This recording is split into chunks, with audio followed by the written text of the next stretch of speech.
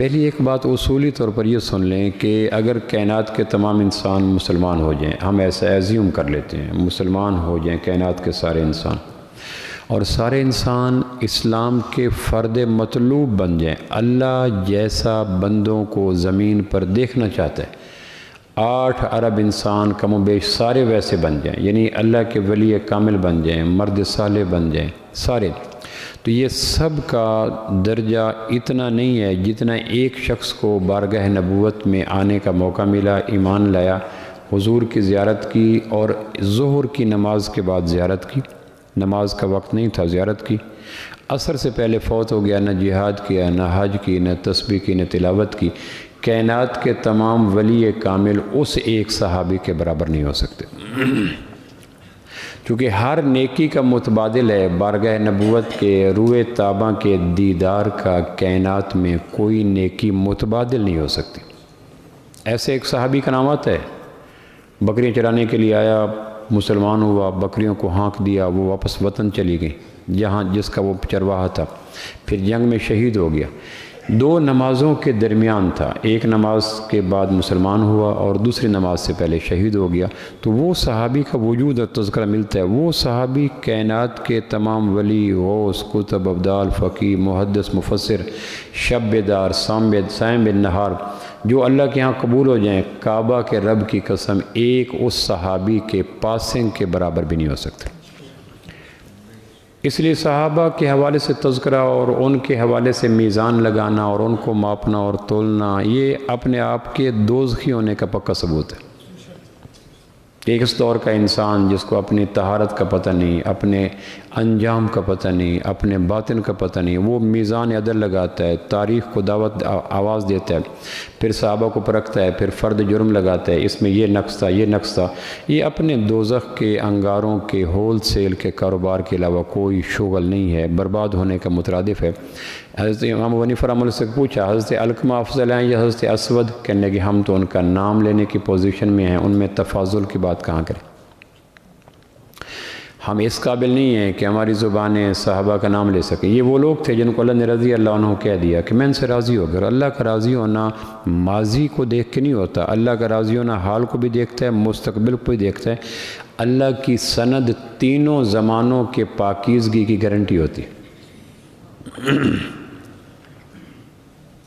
تو صحابہ سارے عادل ہیں، صحابہ، اور پھر صحابہ اگر مشکوک ہو جائیں، صحابہ اگر ڈیبیٹیبل ہو جائیں، صحابہ پہ اگر بحث شروع ہو جائے تو اسلام کے دامن میں بچتا کچھ نہیں، اسلام سارے کا سارا دریا برد ہو جاتا ہے، کچھ پلے نہیں رہتا، کیونکہ پہلا گواہ نبوت اور امت کے درمیان پہلا گواہ کوئی نہ کوئی صحابی ہے، اور اگر پہلا گواہ عدل کی روشنی میں مشکوک ہو جائے، جرح ہو جائے، تو پورا مقدمہ دھڑام سے گر جاتا ہے۔ پہلا گواہ اگر جرح ہو جائے تو عدل کا اصول ہے کہ اگر پہلا گواہ جرح ہوگی اس پہ کہ اس کا حافظہ ٹھیک نہیں تھا، اس کی نیت ٹھیک نہیں تھی، اس کی دیانت ٹھیک نہیں تھی، اس کا امانت ٹھیک نہیں تھی، وغیرہ وغیرہ، تو پورا مقدمہ دریا برد ہو جاتا ہے۔ اگر پہلا گواہ مشکوک ہو جائے تو مسلمانوں اور اسلام کے درمیان پہلے گواہ کا نام صحابی ہے۔ بہت بڑی سازش تھی عالم کفر کی کہ صحابہ کے اوپر تنقید کر کے پورے اسلام کو مشکوک بنا دو۔ ایک صحابی کے متعلق کسی نے طے کر دیا وہ خائن تھا، تو اس کی اگر 5000 حدیث ہیں تو کس حدیث پہ ہم اعتبار کریں؟ ایک صحابی کے متعلق کہہ دیا کہ وہ جھوٹی حدیثیں گھڑ دیا کرتا تھا کسی کی خاطر، تو ہم کس پیمانے پہ پرکھیں کہ اس کی کون سی حدیث جھوٹی ہے کون صحیح؟ گویا اس صحابی سے ملنے والا سارا خیر کا چشمہ اس میں گدلہ پن ڈال دیتا ہے، وہ کم نصیب جو صحابی پہ جرح کر دیتا ہے۔ اس لیے صحابہ کے متعلق مسلمانوں کا اجماعی عقیدہ ہے کہ صحابہ سارے عادل ہیں۔ صحابہ کی لغزشوں کو گننا دوزخوں کا کاروبار کرنے کے علاوہ مترادف ہے، اس کے علاوہ کچھ نہیں ہے۔ اللہ کے نبی نے کہا صحابہ ستارے ہیں، ستاروں تک کب گرد و غبار جاتی ہے، ستاروں تک کب زمین کی آلودگیاں جاتی ہیں، ستارے تو اجلے ہوتے ہیں۔ وَبِالنَّجْمِ وَهُمْ يَهْتَدُونَ، ستاروں سے تو رہنمائی لی جاتی ہے۔ قرآن نے کہہ دیا ستارے رہنمائی کے لیے ہوتے ہیں۔ ہر صحابی کمال ہے، ہر صحابی لاجواب ہے، ہر صحابی بے مثال ہے۔ وہ بدر کا ہے، احد کا ہے، حنین کا ہے، فتح مکہ سے پہلے ہے، فتح مکہ کے بعد ہے۔ اسے اس لیے ایک آدمی نے پوچھا سیدنا معاویہ رضی اللہ عنہ افضل ہیں یا سیدنا عمر بن عبدالعزیز رحمۃ اللہ علیہ افضل ہیں؟ اب امام حضرت عمر بن عبدالعزیز کو خلیفہ راشد ہے۔ عمر بن عبدالعزیز ایک کمال درجے کا، اسلام کا فخر ہے، ہیرو ہے، سرمایہ ہے، اسلام کے ماتھے کا جھومر ہے۔ تو کسی نے پوچھا کہ سیدنا معاویہ رضی اللہ عنہ افضل ہیں یا سیدنا عمر بن عبدالعزیز؟ تو انہوں نے کہا سوال ہی کوئی نہیں بنتا، تابعی اور صحابی کا تقابل کیا؟ جس گھوڑے پر بیٹھ کر سیدنا معاویہ رضی اللہ عنہ نے حضور اقدس صلی اللہ علیہ وسلم کے ساتھ جہاد کیا، اس گھوڑے کے سموں سے اڑنے والی مٹی افضل ہے یا عمر بن عبدالعزیز افضل ہے؟ یہ سوال بنتا ہے۔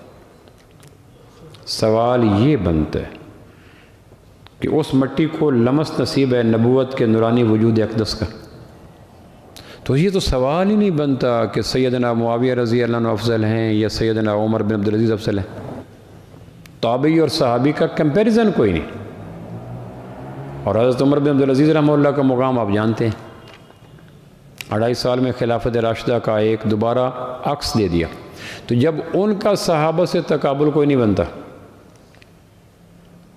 اس لیے کہا گیا کہ جو صحابی پہ تنقید کرے نہ اس کا فرض قبول ہے نہ نفل قبول، اس پر اللہ کی، رسولوں کی، فرشتوں کی، تمام انسانوں کی لعنت ہو۔ یہ کیوں کہا گیا؟ اس لیے کہ صحابی پہ تنقید نہیں ہے، لوٹی پٹی مجوسیت اور سبائیت کا یہ ہولناک وار ہے کہ صحابی پہ وار کر کے پورے اسلام کو مشکوک کر دو۔ اور جب 2 ٹکے کے آدمیوں کی قلم اور زبان صحابہ کے گریبان اور مقام تک پہنچ جائے گا تو پھر کون باقی بچے گا؟ پھر کس کو یہ اختیار دیا جائے کہ وہ میزان عدل پکڑے اور ایک طرف صحابی کو رکھے، ایک طرف دوسرے صحابی کو رکھے اور خود طے کرے؟ تو جج کرنے والا دونوں سے بڑا ہونا چاہیے۔